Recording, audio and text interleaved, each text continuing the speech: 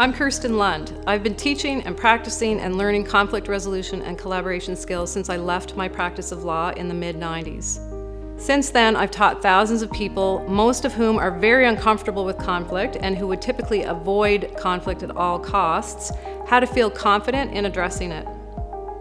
Before I learned the skills, I had two ways of resolving conflict. I would avoid it if I could convince myself that it wasn't important or if I didn't have the time or energy to deal with it, or I'd confront and argue and try to win and convince the other person that I was right. Sometimes I did win, and sometimes I did convince the other person I was right. Or sometimes I would walk away and let it go, and that was fine.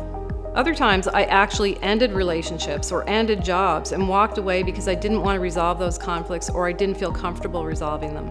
Or maybe I convinced myself that I didn't need to resolve them, and it was okay to walk away, but I wasn't always right.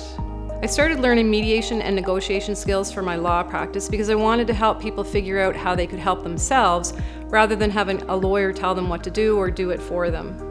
Then I started to use those skills in my own relationships, and I noticed that things changed, that I felt comfortable and I felt confident addressing conflict, and I wasn't walking away from relationships or jobs anymore because using the skills was preventing a lot of the conflict that I was used to having, and it felt really good.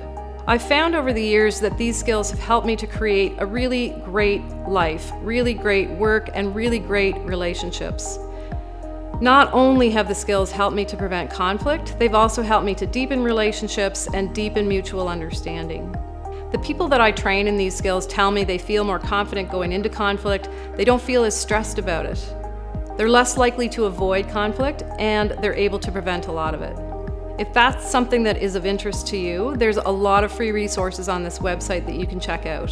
I also offer training, and I have some opportunities coming up for both individuals and whole teams. If you're interested in learning the skills, I would love to hear from you.